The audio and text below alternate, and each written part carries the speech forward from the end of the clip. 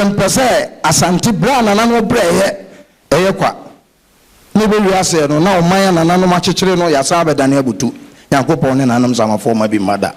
fize ni Ghana bia bi ma ye kotam ye de ye wo ani tie ma kwan ma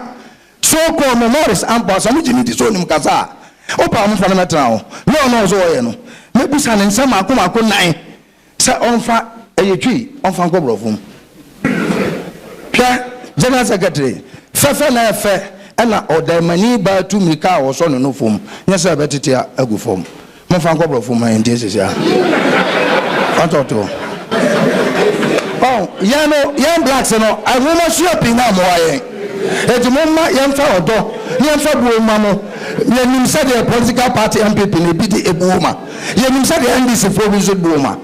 kaniga asoma ya ka che mo say yan ma kwan ma mo nyai mo de no amote ho a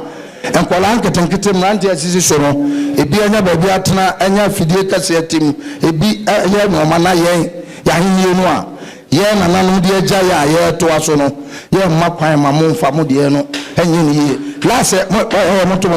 ye ba mo tie ye ba na president to kwan ene ye say ko vice president wo mo a ye do hey don't pass here go do mo ye no Jubilee house o aso mo be do ha ye ya na ye na obi okrase ko do mo do ye Jubilee house o pa security wo no tete ye ba Apostle Joseph na president o say ko cha vice o se ba na sa na mbe du ha e bi kwa ba mo de mo camera ba se o mpe so mo chia wo ni a na ye twa wo mo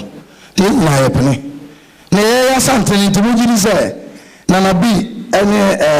General Secretary ene woni an ba ye be pene amamu emre wo mo ni mu de ase no enye ye nti obi a opese ohamo no mu si ni kwan na masama mo de ne baaye no enyina na enkate baako se pese se enkate apema mu ntontwene